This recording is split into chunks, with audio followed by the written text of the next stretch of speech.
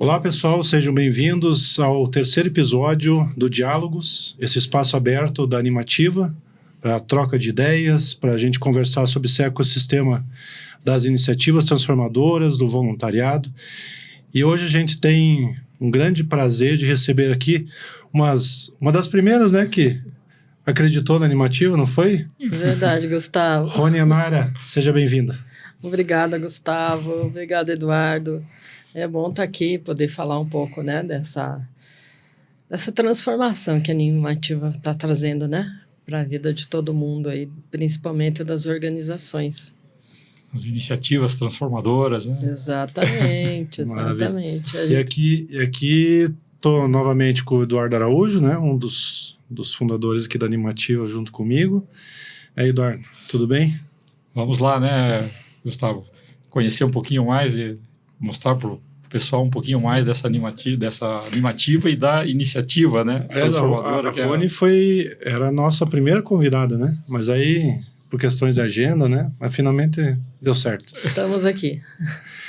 Rony, a gente sempre pede nesse início do nosso podcast para que cada pessoa conte um pouquinho da história, assim, a história anterior à iniciativa, né? Para que a gente conheça, finalmente, cada iniciativa meio que nasceu ou de uma pessoa, ou de um casal, ou de um grupo, né? Interessante a gente saber essa história prévia, né? Como é que chegou na iniciativa. E a tua conexão nesse processo. Pois é. É uma história longa, né? Mas eu vou ser breve.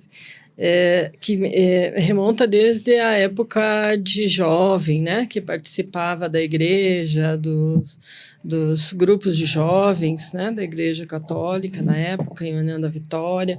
E a gente tinha muito trabalho... você é de União? Sim, sou de União da Vitória, no Paraná. Nasci em Porto União, mas são cidades que moram juntas, né, as cidades como um todo. E lá a gente já, na época dos grupos de jovens, já trabalhava com treinamento de líderes cristãos, tinha todo um engajamento, assim, e ação na comunidade, né? Então, desde lá que eu já vinha me interessando por fazer alguma diferença, né? Por não passar batido nessa vida.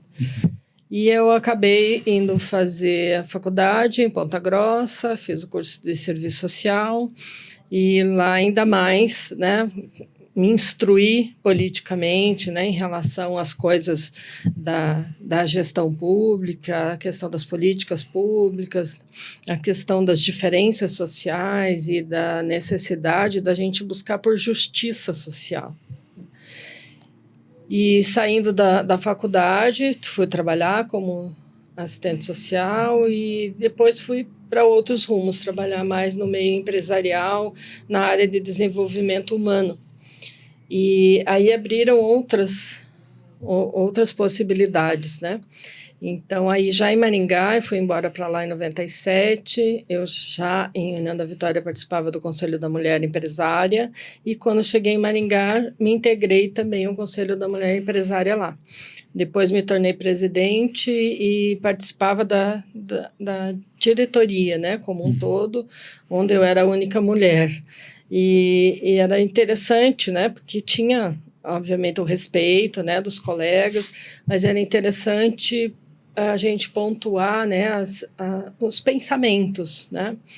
E esse grupo de líderes em Maringá sempre foi muito propositivo, né, de buscar soluções para a cidade. Tanto que Maringá se tornou um celeiro, né, para o Brasil de diversos projetos. E daí na associação comercial, então, eu fui uma das fundadoras, fui convidada a estruturar e fui uma das fundadoras do Instituto de Responsabilidade Social da ASSIM, da Associação Comercial, que chama Fundacim, né? Existe aí até hoje, já tem mais de 20 anos. E logo em seguida também no Sicob, né, na Central Sicob Paraná, também participava, e a Sicob foi um dos instituidores do Observatório Social, né, desde lá os primeiros movimentos. Então, estando no Sicob, também tive a oportunidade de participar da criação do Instituto Sicob Sustentável, né, para a sustentabilidade, que hoje tá fazendo 20 anos, né? E inclusive vai lançar um livro, e ele era apenas de Maringá e já se tornou nacional, né? Ele do Bancob, hoje é o Instituto Sicoob, né? Abarca aí nacionalmente todos os Sicobs, todas as cooperativas de crédito. Interessante que é toda uma história de mobilização, né, com várias pessoas, mas uma essência, né, em todas essas iniciativas, né? Exatamente. Todas voltadas, assim, realmente para a sociedade, né? E para alavancar novas iniciativas e dar suporte, inclusive suporte técnico para entidades assistenciais ou da área de meio ambiente, de esporte, né? Então, a gente trabalhou bastante com isso. E nesse conjunto surge uma motivação para fazer alguma coisa além. Exatamente. E aí, como é que é esse desafio, assim, vem uma vontade coletiva, mas não se sabe bem o quê? Como é que lida-se com isso, assim? Pois é, interessante. Até o idealizador do Observatório Social do Brasil, que é seu xará, chama Eduardo Araújo, é um empresário também de Maringá e também foi parceiro de diretoria na Associação Comercial, né? Ele sempre foi um visionário de criar coisas novas, né? De propor inovações.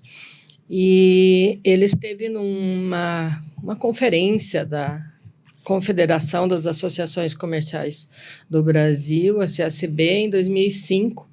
E lá o presidente da CNI, da Confederação Nacional das Indústrias, fez uma provocação no seu discurso e o Eduardo pescou a ideia, né? E era o Eduardo Monteiro, e ele dizia... porque na época estava se discutindo muito a questão do imposto, foi criado o impostômetro, né? E reduzir a carga tributária. E o Monteiro falou assim, não adianta a gente combater a carga tributária, a gente tem que olhar a qualidade do gasto, tem que olhar onde é que está gastando o dinheiro dos nossos impostos, né? E aí Eduardo voltou para casa conversando com um colega do Sebrae Nacional, o Bruno Quick, que até hoje está no Sebrae e continua apoiando o trabalho dos observatórios, sobre como estruturar uma organização que pudesse olhar preventivamente para os gastos, né, do governo e evitar desperdícios, como até tinha acontecido na própria prefeitura de Maringá uns anos antes. E então foi se trabalhando essa ideia, se fez o feirão do imposto em todo o Paraná, né? Naquela época, Eduardo também participava da FACIAP, a Federação das Associações Comerciais do Paraná, e se fez um roadshow por todo o estado, fazendo eventos com feirões de imposto e discutindo cidadania fiscal, como que a gente poderia, enquanto cidadão, fazer alguma diferença na sua cidade e que, no final das contas, pudesse reduzir a carga tributária, né? Isso já era uma estratégia, assim, de abordagem, porque tem um desafio grande aí nesse começo, né? Sim, que é uma visão muito nova, como atrair os atores que podem dar sustentação para isso. Quer dizer, esse foi uma primeira tentativa de... Isso. E como eu disse, em Maringá as lideranças, né, eram, acredito que continuem sendo, porque eu já estou fora há muitos anos, muito imbuídos de melhorar a cidade, né, de criar soluções para a cidade. E sempre em conjunto, né? Então, lá se fez toda uma discussão, mais de um ano, para a criação do Conselho de Desenvolvimento Econômico.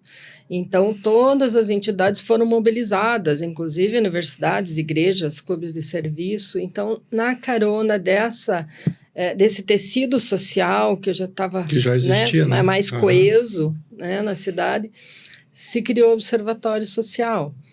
E daí, logo, os primeiros resultados se tornaram visíveis, né, da atuação do observatório na cidade, e outras cidades já se mobilizaram também. Queremos criar uma unidade aqui. E a proposta sempre foi, primeiro, não ter ninguém filiado a partido para ter isenção, né? É o cidadão mesmo, não tem nenhum interesse político, né? E representatividade, de ter o tecido social da cidade mobilizado para participar dessa iniciativa. Então, logo criou Campo Mourão, Goiôerê, Toledo, Foz do Iguaçu, Cascavel, e daí essas cidades se reuniram e dizer, nós precisamos de uma organização que cuide de nós, né? E que preserve a identidade e a metodologia que a gente está criando. Né? Quer dizer, é uma ideia que encontrou um solo fértil, assim, para se propagar.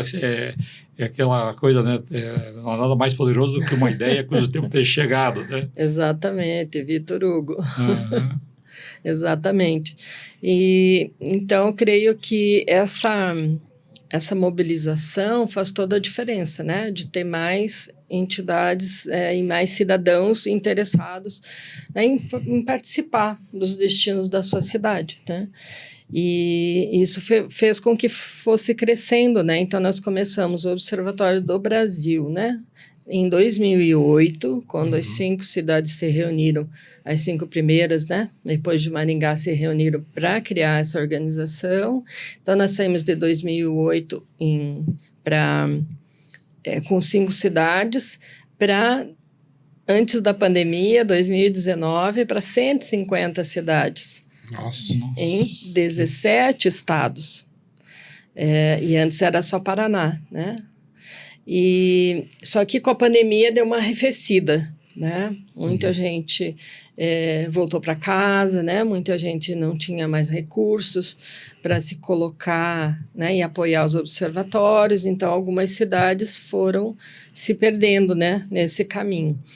Então, hoje, 2024, estamos com 100 cidades em 12 estados, mas outras já se recuperando, né? Então, já temos notícias e pedido de várias que querem retomar o trabalho. Como é que, ali naquele começo, como é que era esse processo de, vamos dizer, de filiação dos núcleos? Como é que vocês faziam uma espécie de curadoria? Existia um livrinho de regras? Como é que funcionava isso? Sim, sim. Já em 2010, a gente teve uma graciosa participação da Pricewaterhouse, que assim se chamava na época, né? Agora só PwC. E eles gratuitamente fizeram um trabalho de levantamento do que nós já tínhamos descrito, da metodologia e todo o processo, e fizeram um manual para nós, nos ajudaram nisso. Então, isso ajudou muito a instalar outros observatórios, né? E até hoje a gente usa esse manual. Claro, ele já foi atualizado, né? E tudo mais, mas ele é a base, né? Para isso. E ele foi construído, né? Em muitas reuniões. No primeiro, segundo ano, nós tivemos 14 reuniões itinerantes, praticamente todos os meses, a cada 2 meses, cada vez numa cidade, que ainda era só no Paraná. E daí, nessas reuniões, a gente testava o modelo, aprovava, não aprovava, né, e via as boas práticas de cada cidade. E isso deu a origem a esse manual, que ainda hoje é utilizado, né, com as atualizações, para a criação de unidades. Então, de cada cidade onde tem um grupo de cidadãos interessados, ela recebe toda a orientação, né? A gente tem uma pessoa especializada que só faz esse atendimento. E passa por capacitação, recebe um enxoval, né, de contas de e-mail, logomarca, né, todas essas questões operacionais que ajudam o dia a dia do observatório, né? Além das capacitações que ajudam a manter o padrão, né, da metodologia. E, anualmente, a gente faz encontros, e além das reuniões mensais, com todos os observatórios, para ir fazendo a checagem, né, de como que as coisas estão indo, as dúvidas, as dificuldades, novas ideias. Quer dizer, a partir do ponto que você declara uma metodologia, você tem 2 coisas, pelo que você está falando. Um é a capacidade de replicar, né? Sim. E o segundo é uma base de aprendizado, pelo que você está trazendo, né? Exatamente, porque todo mundo recebe a mesma capacitação, a mesma orientação, segue a mesma metodologia. Claro, cada cidade tem autonomia. Olha, a gente tem 4 eixos de atuação, né? A gestão pública em si, o monitoramento de gastos, né? E por meio das licitações, a educação para a cidadania, transparência e o ambiente de negócios, que daí envolve os empresários das cidades para que eles aprendam o que é esse nicho de mercado compra pública, se habilitem para participar, né? E oxigene o processo, né? Tenha maior participação nas licitações do município. Então, mas cada cidade escolhe por onde quer começar, quais programas vai atuar, né? E, obviamente, não começa com tudo, né? Começa com algumas diretrizes, né? Para ir avançando, para depois que tenha mais experiência, possa abraçar mais programas, mais ações, né? E, Rony, assim, você abordou, que é muito interessante, a parte de ter uma metodologia, né? Bem definida, extremamente bem desenhada, né? Ainda com o apoio de uma consultoria internacional, mas eu tenho curiosidade, assim, pelo lado daí humano, assim, como é que era o processo, por exemplo, vocês mapeavam uma cidade, como é que era essa conexão entre o observatório e pessoas que tinham potencial para criar um novo núcleo? Existiam valores que vocês observavam? Como é que era esse namoro, assim? Na verdade, a gente nunca foi para a cidade propor criar, né, um observatório. A gente sempre acolheu demanda.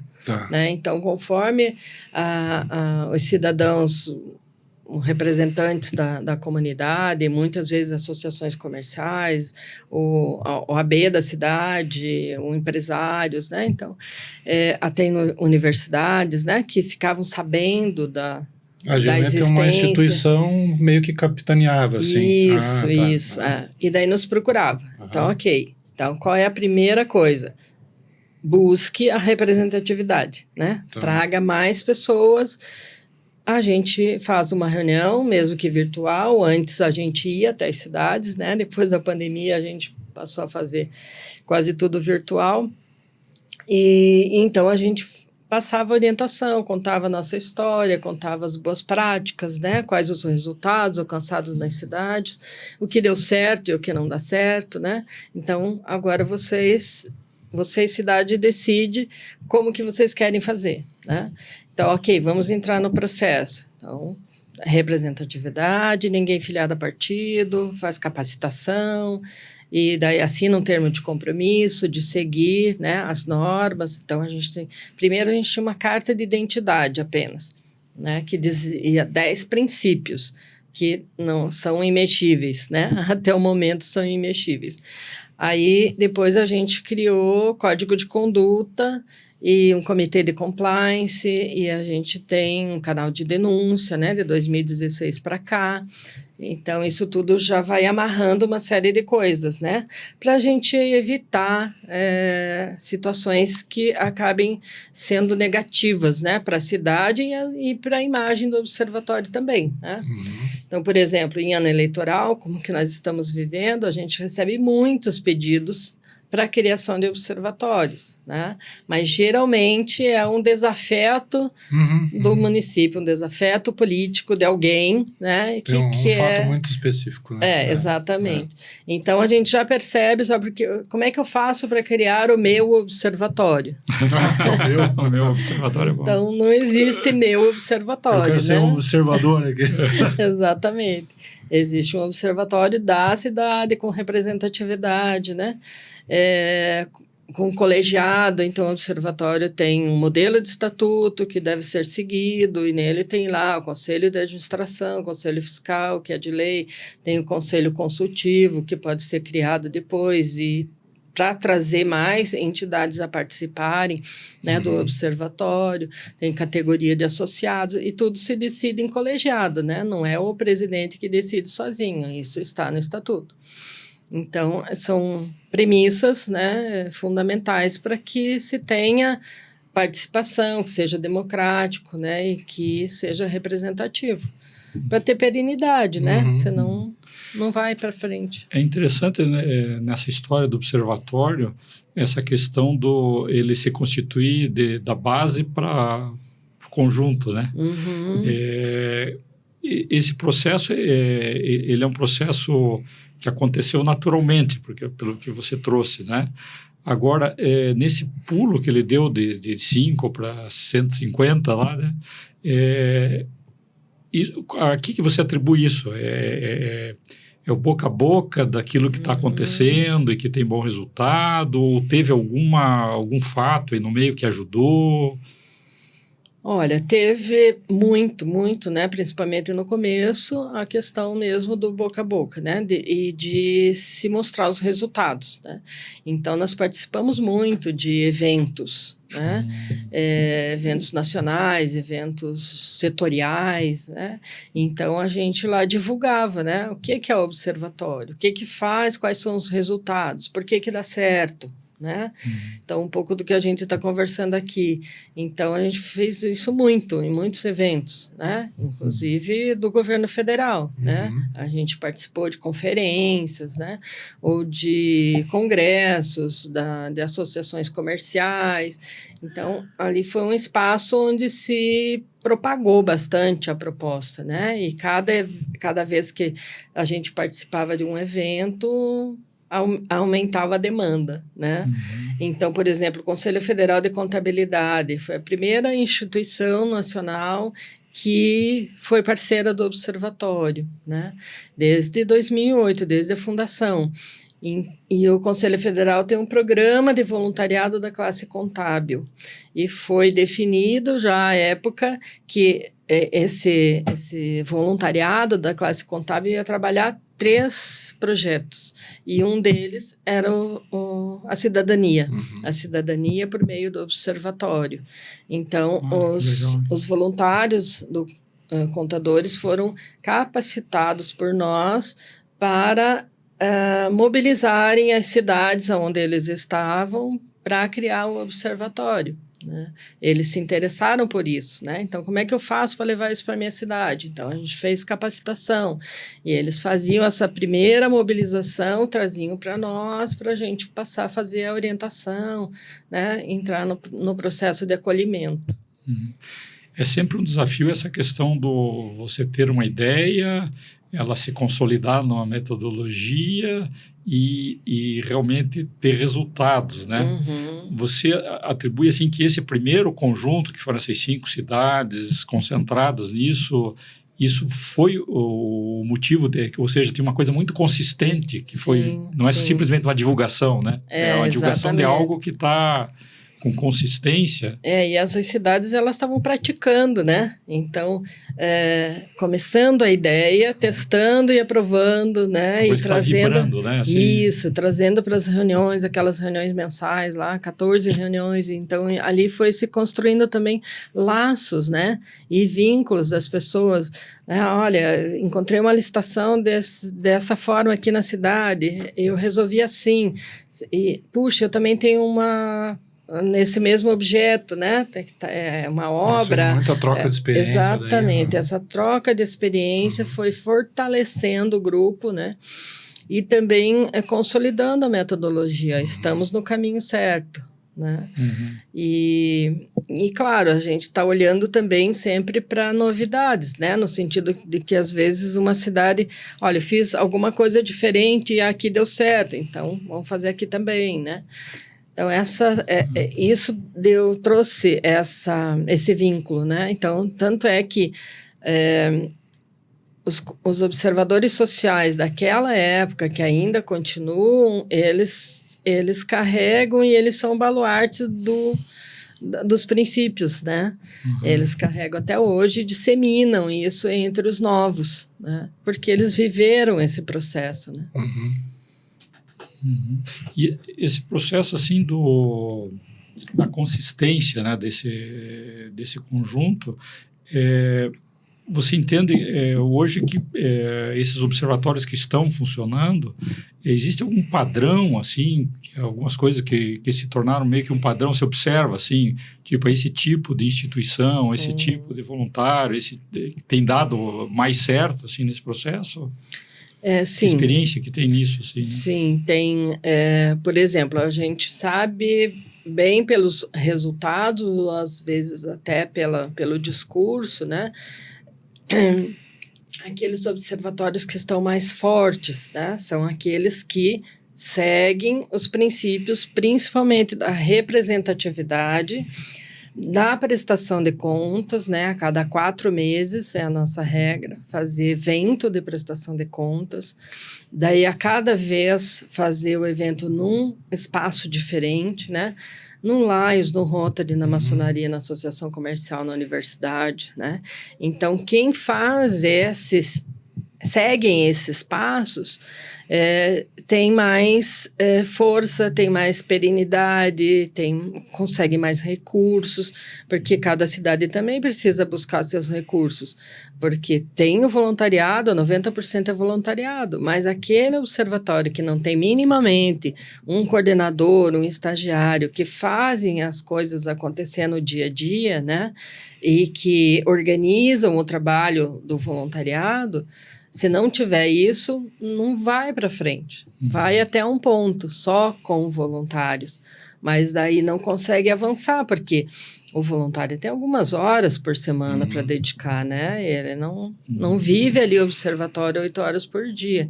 Então, precisa ter um recurso mínimo, né? Para manter um escritório, manter ali 1, 2, 3 pessoas, conforme o porte da cidade. Brusque, em Santa Catarina, por exemplo, tem 11 pessoas na equipe. E eles fazem um trabalho fantástico, é um dos modelos, né, para o Brasil, e fazem um trabalho fantástico na área de educação. Trabalham com educadores, junto às crianças, às jovens, né?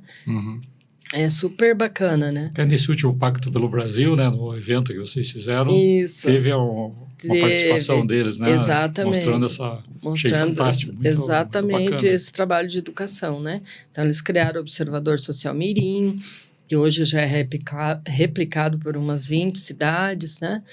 Tem um processo nas escolas dos pequenos, com contação de histórias, né? Inclusive, na pandemia, eles faziam a contação virtual e as escolas abraçaram, assim, gostaram muito desse trabalho. Me parece que tem um processo pedagógico, assim, para todos os níveis, Sim, né? Em vários níveis, assim, não é só uma faixa etária. Assim, não, né? não. Pega desde a pré-escola até o ensino médio.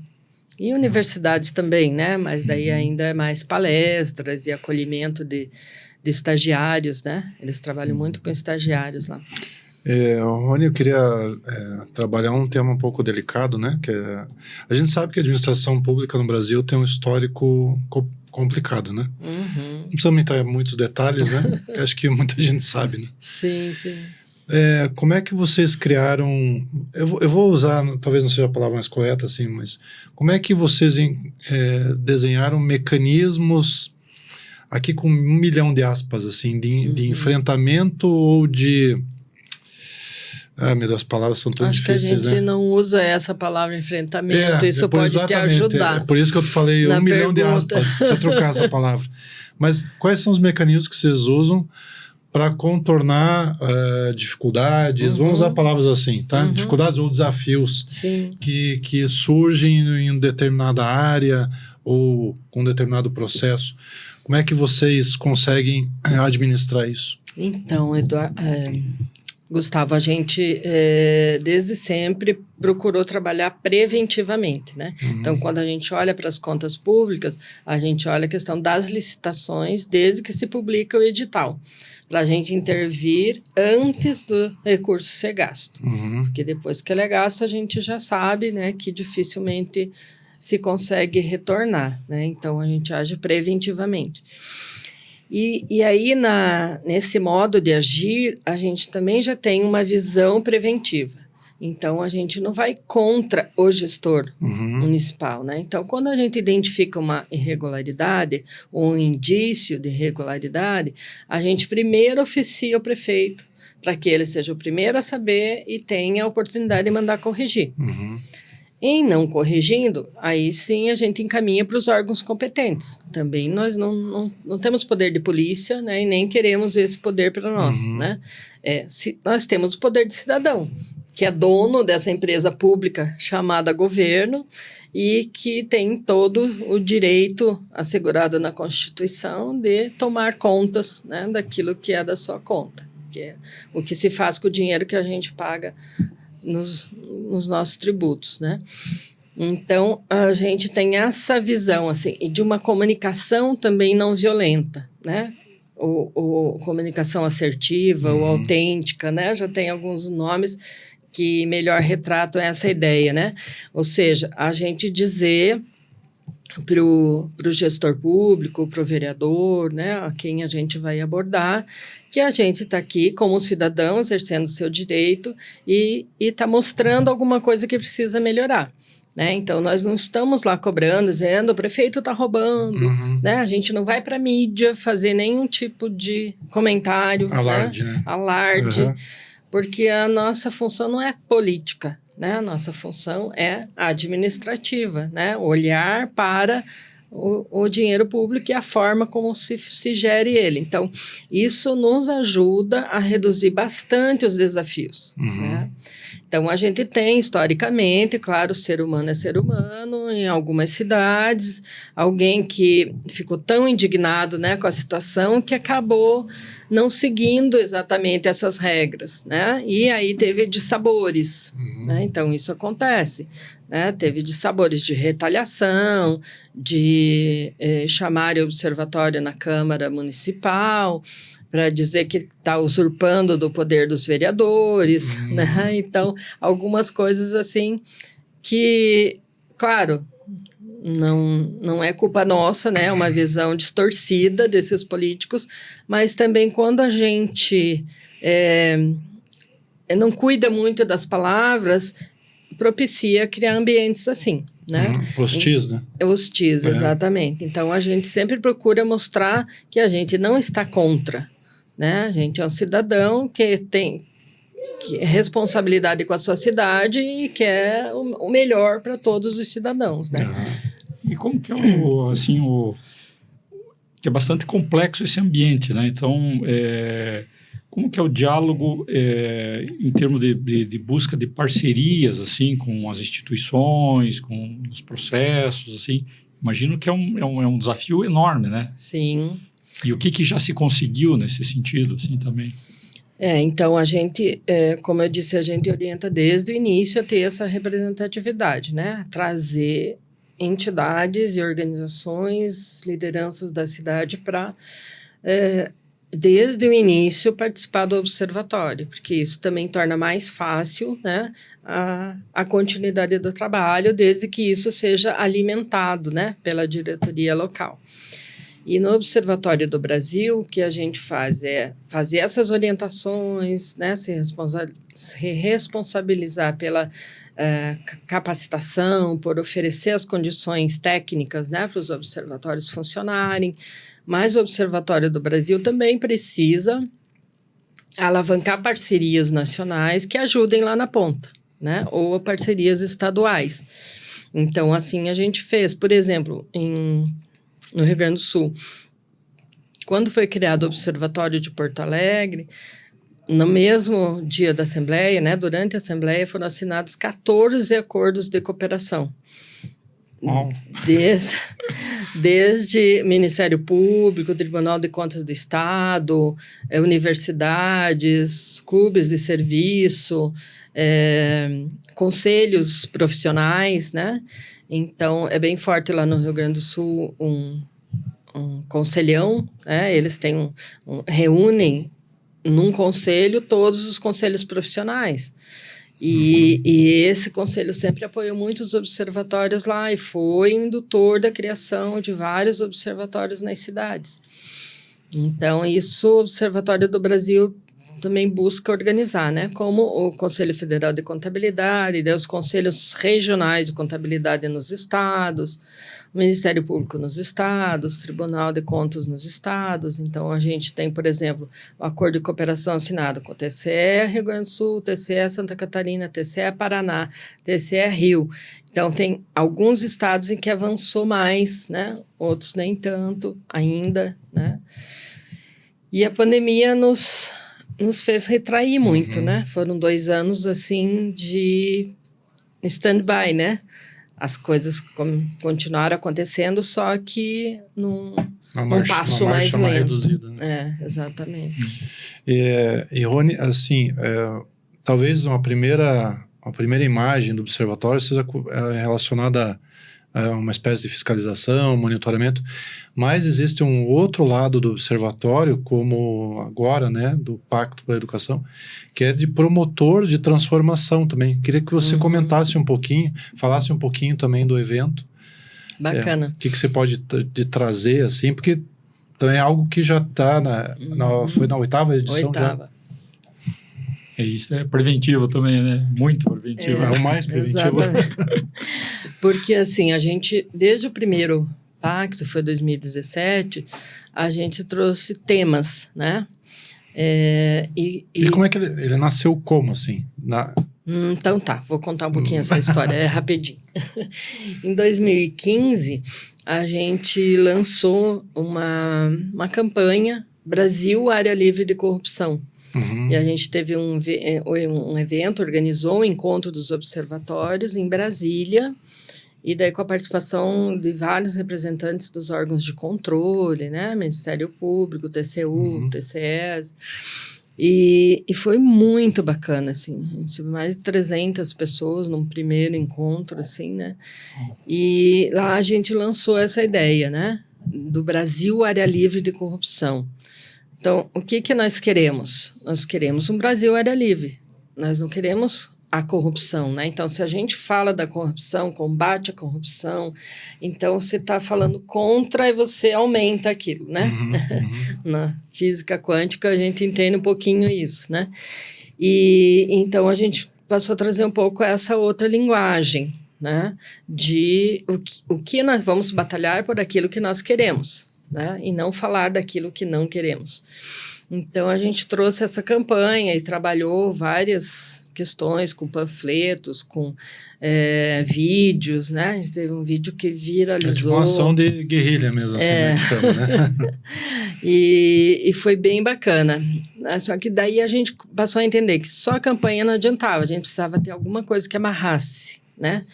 Então, precisamos ter um evento anual. Aí, então, como vai chamar esse evento e tal, no brainstorm surgiu a questão, nós queremos um Brasil área livre de corrupção, então a gente precisa mobilizar muitas pessoas, muitas entidades, né? Não só a população em si, né? Mas entidades que representam a população, né? E que representam os segmentos, elas precisam comprar essa ideia, né? E então vamos chamar de impacto, né? Chamar essas entidades para participarem do impacto, para que cada um faça a sua parte, né? Mas pensando nesse todo, né? Nesse grande propósito. E aí fizemos o primeiro pacto em 2017, foi super exitoso, daí fizemos 18, 19, na pandemia a gente migrou para o digital, né, como todo mundo precisou fazer, e agora retomamos, né, o presencial. E o pacto sempre traz um tema para discutir, mas não para discutir, mostrar assim, olha como está a corrupção no Brasil, olha que a educação está horrível. Não, o que a gente quer? A gente quer uma educação de qualidade, a gente quer que os jovens, né, tenham acesso à tecnologia, mas saibam usar essa tecnologia, né, com ética, com propósito. Então, essa foi a ideia, por exemplo, do pacto desse ano, né, do 8º pacto, trabalhando a educação. Não entramos na educação convencional, porque é um tema vastíssimo, não seria num evento que a gente ia trazer, né, soluções. Mas a ideia é trazer boas práticas para dizer, olha, isso funciona, isso pode ser replicado, se deu certo ali, dá certo aqui, né? Então, essa é a proposta do pacto, né, de ser ponte entre quem tem demanda, quem tem solução, né, e dar vitrine para quem faz coisas boas e que pode inspirar outras pessoas, né? Rony, assim, pensando agora um pouquinho no público que nos assiste aí, né? Eu, cidadão comum lá no município, né? Estou olhando aqui a conversa e estou muito interessado. Estou tentando puxa, eu quero Que ver. bom, que bom. E aí, nessa hora, eu acho que seria legal se você pudesse trazer para a gente, assim, quais são os pontos onde o observatório se apoia e que tem dado bastante resultado? Ou seja, quais são aquelas organizações que já existem lá no município, que se a gente começar a conversar, isso é um embrião, assim, de algo muito potente, que pode vir a ser um observatório. Só para a gente entender, assim, essa...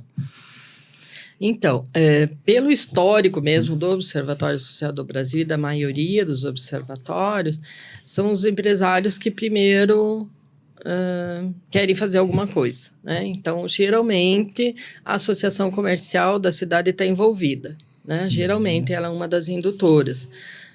Aí busca outros segmentos, né? Os profissionais liberais, advogados, contadores, né? Administradores, professores. Poxa, mas estudante também pode, estudante também é importante, então vamos trazer os estudantes, aposentados, tem associação de aposentados, às vezes no município, né? Os clubes de serviço, Rotary, Lions, a maçonaria, já tem um histórico, né? De longa data, de ação social, né? Então, a gente, de intervenção na comunidade, né? De alguma forma, nem que seja ajuda humanitária, né?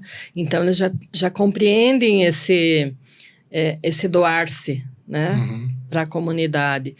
E muitas vezes a gente daí os traz para discutir assim, o Clube de Rotary está fazendo uma campanha, ou fazendo uma feijoada, ou fazendo um baile, né, na cidade para arrecadar recursos para consertar o telhado de um asilo, né? Mas será que se a gente tivesse melhor aplicadas as verbas públicas, nas políticas públicas necessárias para a comunidade, será que precisaria fazer uma feijoada para cobrir o asilo, né? Arrumar o telhado do asilo? Será que não tem dinheiro público que está sendo desperdiçado e que poderia estar sendo usado para resolver essas questões sociais, né? Mas daí perde a razão de ser, então não precisa mais fazer ação social. Não, isso sempre vai precisar fazer, mas a gente pode daí fazer mais, né? Se o setor público consegue fazer uma boa gestão do recurso, ele consegue atender essas questões, né? E aí o que mais nós podemos fazer? Pelo menos reduzir essa demanda. Ou pelo menos reduzir, né? Porque a gente acha dinheiro sobrando, viu, Eduardo? A gente acha dinheiro sobrando nos municípios, né?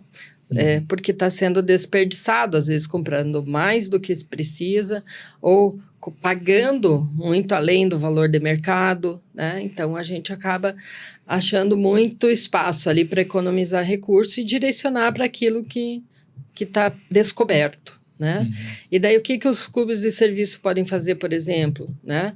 Então, eles podem mobilizar mais a educação das pessoas, a educação cívica, a educação cidadã, né? Vamos cuidar da praça, vamos cuidar do asilo como um todo e não só um socorro emergencial, mas ter aquela ligação mais humana, né? Com quem está ali abrigado, né? Vamos criar, por exemplo, soluções como já existem na Europa, que é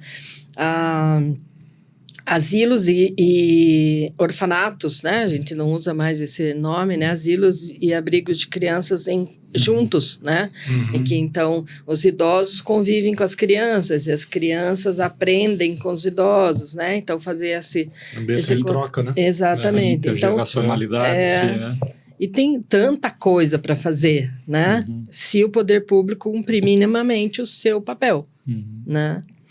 E me diz uma coisa, assim, eu estou curioso, assim, para a gente dar de presente para o nosso público aqui, histórias mais significativas que você viveu nesse processo, sei lá, né, alguma coisa que o observatório fez em relação, né, a uma escola ou algum processo local, assim, e cujo impacto foi bem interessante, assim.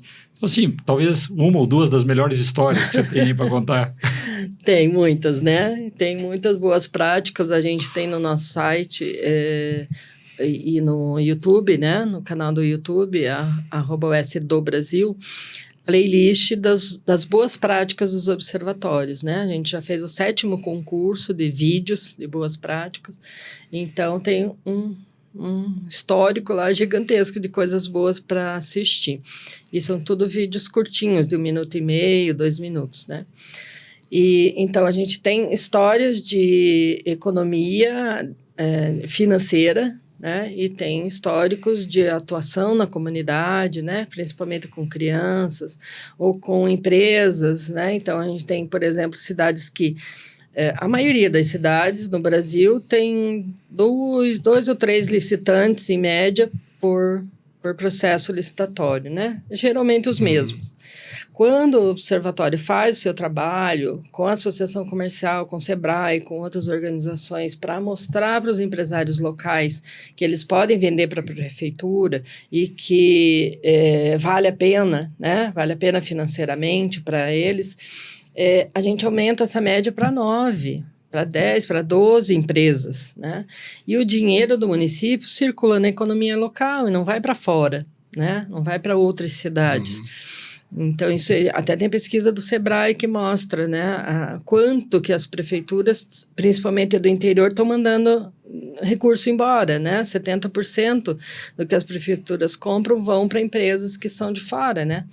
Então, quando a gente faz esse trabalho e vê aumentar essas empresas participantes, e quando a gente vê depoimento dos empresários, né? Tem uma história que aconteceu em Londrina e que o SEBRAE a gente já trouxe para o SEBRAE mostrar no nosso congresso, que foi apoiado, né? Num trabalho lá conjunto com a prefeitura, com o observatório, com várias organizações, de um empresário que na pandemia estava falindo, ele tinha uma vidraçaria, né? E estava falindo porque não tinha mercado e, de repente, ele aprendeu sobre compra pública, passou a ser fornecedor da prefeitura. Não tão de repente, né? Tem ali um caminho, né? E fez muito bem seu trabalho, seu serviço. Salvou a empresa e hoje emprega muitas pessoas, né? Mais famílias que dependem daquela empresa. E a gente tem casos, né, como uma prefeitura que ia gastar 10 milhões de reais em papel higiênico e saco de lixo, e que com a intervenção do observatório, né, o olhar do cidadão, disse, mas para que a prefeitura vai comprar tudo isso? Né? Dava para dividir para a população da cidade todo o que ia ser comprado e usar por 20 anos. Bem um trabalho preventivo, né? Então... E aí o observatório interviu e aquela licitação foi cancelada e deixou-se de gastar 10 milhões de reais. Uma compra totalmente descabida, né? Não é nem desnecessária. Era para multiplicar por caixa, foi multiplicado por unidade, por isso que deu tanta quantidade, tá? Mas ninguém viu, né? Passa por 5, 7 pessoas, né? Um processo licitatório numa prefeitura e ninguém viu. Então, é o olhar do cidadão, né? Nesse vale sentido, Rony, assim, eu pessoalmente sou um apaixonado por urbanismo, né? Apesar de ser designer, mas eu amo urbanismo. Quando vocês, por exemplo, analisam um projeto, vamos dizer assim, existe um limite de atuação do observatório? Vocês estão enxergando a aplicação do recurso, mas vocês não entram na qualidade do projeto, é isso? Eu entendi certo isso? Não, a gente entra também. Entra também? Entra também, né? Por exemplo, uniforme escolar, né? Já teve cidades, assim, que fizeram um trabalho fantástico nisso, de inclusive pegar a amostra do uniforme escolar que estava sendo comprado e mandar para analisar num laboratório do Senai. E comprovadamente não tinha os requisitos que estavam postos no edital, né? E esse contrato foi cancelado e a empresa foi obrigada a entregar aquilo que foi pago, né? A textura do tecido, a qualidade do tecido, a costura, todo esse processo, né? Então, é bem bacana. Assim, não tem só a análise quantitativa, né? Tem uma análise qualitativa também. E tem a vistoria a obras, né? A visita a obras. A gente tem, por exemplo, Foz do Iguaçu, o observatório de lá é um especialista nessa área, tem pelo menos 4 ou 5 engenheiros aposentados da Itaipu, que compõem a comissão que visita obras, né? Então, são pessoas qualificadas que vão olhar o andamento da obra, né? Então, já teve situação, por exemplo, de que era a construção de uma creche e estava na fundação, né? Então, tinha que ter lá um número X de ferros, né? De malha de ferro para colocar na fundação. E eles chegaram lá e tinha metade. Nossa. Então, eles, na hora, né, eles ligaram para o secretário de educação, para o prefeito, venham aqui conferir o que nós estamos vendo, né? Então, aí foi barrado aquele processo para que a empresa fizesse o que tinha que ser feito. Porque se ninguém vai lá olhar, só daqui a alguns anos que a creche começa a rachar a parede, né? Essas coisas que vai perceber que foi mal feito, né? Eu só queria contar mais um caso, não sei se temos tempo, que é um caso que eu gosto muito, que acontece em Morro da Fumaça, em Santa Catarina, que é com o Observador Mirim. Então, faz todo o observatório lá, faz o processo do Observador Mirim, né, que é 2 dias na escola, com aulas, né. E onde que é, Rony? Morro da Fumaça. Para quem está assistindo, Santa Catarina. Que região que é? Santa Catarina, sul de Santa Catarina. É o Urubici? Não. Não, Morro da Fumaça, é o nome da cidade. O nome do município? Achei que era um morro. Não, é o nome do município. E... Então, as crianças aprendem sobre o que é gestão pública, o que é prefeitura, o que é Câmara de Vereadores, o que é imposto, a necessidade de pedir nota fiscal, né? Essa coisa toda. Só que daí lá eles foram além. Eles começaram a organizar e preparar as crianças para conferirem os produtos da merenda escolar. Então, o observatório tem acesso, né? Qualquer cidadão deve ter acesso, né? Pelo portal de transparência do município, ao contrato, quando que vai ser entregue, né? A nota fiscal. O observatório leva para os alunos, né? A nota fiscal e eles sabem mais ou menos o dia que vai ser entregue. Aí eles acompanham o descarregamento, né, do caminhão e verificam se os itens que estavam na nota fiscal estão sendo entregues, na quantidade, na qualidade, e ajudam a merendeira a organizar na despensa, né? Então, são crianças que vão crescer e nunca mais elas vão esquecer essa experiência, né? E elas vão realmente entender, né, quando adultos, como que eles, como cidadãos, têm o direito e o dever de acompanhar o que é público, né? O que é de todos. Então, é bem interessante como isso muda, né? Muda a vida das crianças, muda das famílias, né? Nesse processo, assim, todas as experiências que vocês já viveram nesses 100 observatórios aí, que tem muita coisa, né? O que você observa que, digamos, se eu fosse tirar, assim, aqueles 20% que representam 80%, né? Onde estão os maiores pontos onde o observatório trouxe ganho? Tem a ver mais com qualidade ou mais com quantidade, com especificação, relacionado à escola, à merenda, uniforme escolar, o livro? Aonde que está esse... Está bastante na questão financeira mesmo, né? De economia. Tanto é que a gente, desde 2013 para cá, que passou a divulgar e a consolidar os relatórios dos observatórios, nem todos, porque nem todos conseguem, né, fazer os seus relatórios ou mandar no padrão para que a gente possa extrair todas as informações, já computamos mais de 5,5 bilhões de reais de economia aos cofres municipais. 5 bi? 5 bi. Mais de 5,5 bi. Isso, né, sem contar aqueles que a gente não incluiu porque não tinha os dados, né? Então, é bem mais que isso. Então, seguramente, passa de 5,5 bilhões. Como esse caso do papel higiênico e do saco de lixo, né? Só numa licitação economizou 10 milhões.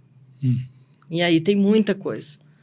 Muita coisa. Em obras, em uniforme escolar, em material escolar, mas especialmente, assim, esses casos inusitados, né? E muita coisa em obras, né? Então, por exemplo, na construção de creches, só só aqui, numa cidade da região metropolitana de Curitiba, a prefeitura tinha orçado 3 milhões e pouco a construção de uma creche, e quando ela valia 1 milhão e pouco.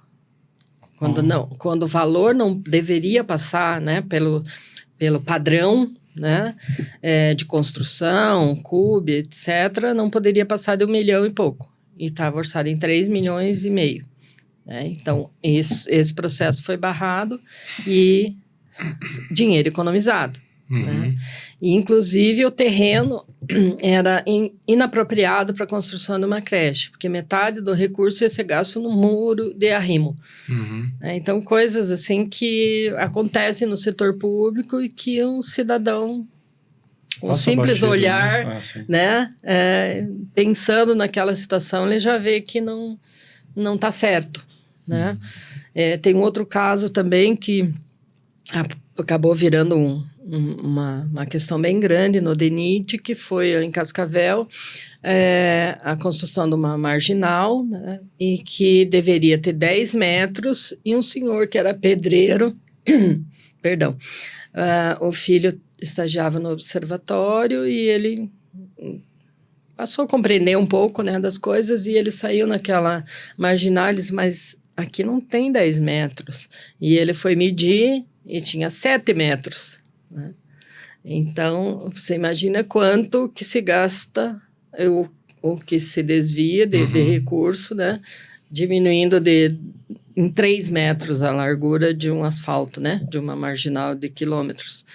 Então, isso gerou toda uma discussão do fiscal de contrato, do fiscal de obra, do DENIT, e foi o simples olhar de um cidadão que se comprometeu a olhar com uma coisa que ele não estava muito acreditando que era certo. Né? A gente já está caminhando para o nosso finalzinho aqui. Eu tenho uma questão que eu tenho curiosidade, é a seguinte, assim, em relação à transparência. Porque a gente sabe, existe a lei, existe a obrigatoriedade da transparência, e o que nós estamos conversando aqui é sobre esse olhar cidadão, sobre essa transparência para, né, torná-la algo produtivo, né, para a sociedade. Agora, assim, nesse processo, o quanto que vocês observaram, assim, de não transparência? Ou, assim, está todo mundo cumprindo a lei da transparência? Então, vou te dar um dado rapidinho aqui.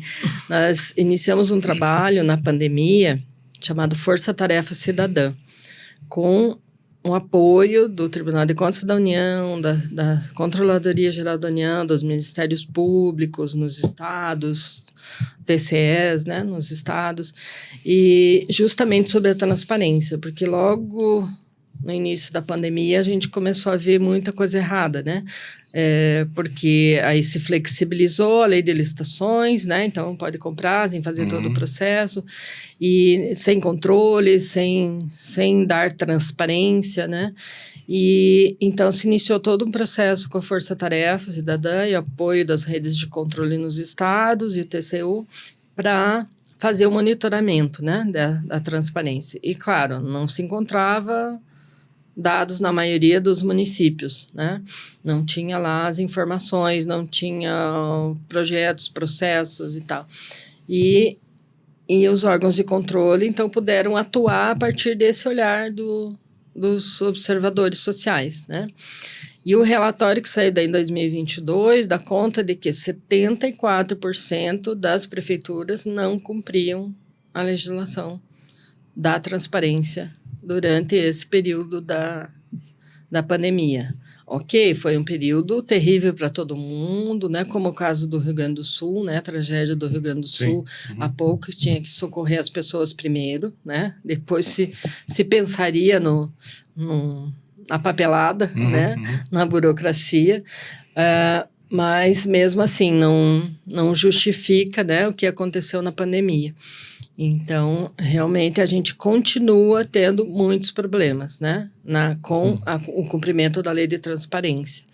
E tanto é que a gente fala que os portais de transparência dos municípios são de aparência, né, em muitos casos, porque tem lá o mínimo, né, mas você vai entrar lá, deveria ter o contrato, por exemplo, de uma obra, e daí você entra lá, o contrato está ali, clicou, ele não abre.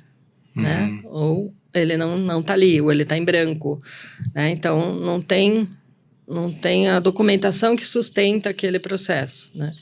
E nessa hora, o observatório tem algum mecanismo de poder ter acesso a essa informação que não está disponível? Sim, a gente segue a lei de acesso à informação, oficia o prefeito, né, o controlador do município, solicitando aquela informação, e ele tem um prazo da lei para cumprir. Aí, se ele não cumprir, aí a gente encaminha para o Ministério Público, para o órgão que for afeta aquela verba, né? Às vezes o TCU, se é uma verba federal, para que eles tomem as providências, né? A gente faz o espaço que a lei nos dá, né? Essas compras de urgência, que foi o que aconteceu, né, na pandemia, elas, vamos dizer, flexibilizam algumas regras, né? Mas elas, eu não sei, elas não definem que isso não tem a ver com transparência, ou seja, depois, exatamente, no tempo, obrigado a disponibilizar toda a informação aberta. Sim, sem dúvida. Não tem todo o ritual no processo que leva de 30 a 180 dias, assim, né? Dependendo o rito, mas a lei é a mesma. A lei é a mesma, a transparência é a mesma, o recurso é nosso, né? Onde a gente está terminando aqui, eu queria que nesse finalzinho aqui, você deixasse, eu acho que assim, falasse um pouquinho das oportunidades que tem para as pessoas que se apaixonaram por esse trabalho ou que estão dispostas a conhecer, né, e eventualmente se apaixonar também por isso. Queria que você pudesse também deixar um convite, então, para essas pessoas, ou qual é o perfil de pessoas que hoje o Observatório tem oportunidade, né, de trabalho, está aberto, né, e para todo mundo que tiver mais interesse do trabalho, queria que você deixasse aí uma palavra e como é que as pessoas falam com vocês. Bacana. Então, pode falar conosco no nosso site, a gente tem um ícone lá de faça parte, né, e registrar ali seus dados mínimos ali para a gente manter contato, né, dizer qual a sua área de interesse, a gente faz uma entrevista, conversa, né, e vê a aptidão e interesse, né. Endereço do observatório para a gente registrar. O site é osbrasil.org.br. Isso, a gente vai deixar na descrição do vídeo também. Ótimo. Em nossas redes sociais é @osdobrasil. Só isso. Tá. Então, pode fazer também contato pelas redes sociais, né? E no nosso site. Nas cidades onde tem observatório, a gente tem até mais oportunidade de voluntariado, que até uma dona de casa pode ser voluntária, né? E já tivemos várias donas de casa, por exemplo, ajudando na conferência de preços de licitação de material escolar, de material de higiene e limpeza, alimentos, né? Então, até uma dona de casa pode ser e fazer literalmente de casa, né? Sim, e fazer de casa, exatamente. Então, de todas as profissões, a gente tem possibilidade, nutricionista, né, para ver a questão da merenda escolar, engenheiro, administradores, então, professores, estudantes são super bem-vindos, né? No Observatório do Brasil, como a gente não faz diretamente o trabalho, né, nas cidades, a gente apoia os observatórios, orienta e faz, né, todo o meio de campo, vamos chamar assim, né? Então, para nós, é bem importante mais a área de tecnologia, porque a gente quer desenvolver um conjunto de indicadores, na verdade, renovar, que a gente já tem uma plataforma, mas ela está muito defasada, né? Então, a gente quer desenvolver essa área de indicadores e também encontrar soluções para facilitar a vida dos observatórios, né? De não fazer tanta coisa manualmente, poder usar a tecnologia para facilitar, né? E também outros profissionais, por exemplo, da área de saúde, da área de educação, para a gente ter câmeras técnicas, né? Que também possam dar, eventualmente, um suporte técnico para os observadores nas cidades, né? Porque a gente não tem em todas as cidades especialistas, né? Então, especialistas em algumas áreas também são muito bem-vindos para fazer esse suporte, né? Orientação. Quer dizer, é a sociedade se encontrando no observatório para ajudar a melhorar a sociedade. Sim. Rony, foi um prazer enorme recebê-la, né? Finalmente deu certo. Parabéns pelo trabalho, é um trabalho maravilhoso. Às vezes fica um pouco escondido, né? Então aqui a gente dá um pouco de luz para esse trabalho fantástico que vocês têm há tanto tempo. Isso que é lindo, né? Da Animativa, né? A gente está animativando. É isso. Legal, mais um episódio. Pessoal, fiquem em contato nas redes da Animativa. A gente agora está trazendo mais novidades para vocês. E em breve também estaremos divulgando as oportunidades dentro da própria Animativa e das outras iniciativas que fazem parte desse grande ecossistema que a gente tem criado. Talvez a gente não está nem criando, acho que já está criado, né? A gente só está dando vez e voz para todo mundo. Mais uma vez, obrigado a todos e até a próxima. Obrigado, Rony. Até a próxima. Obrigado, Rony. Eu que agradeço muito. Valeu.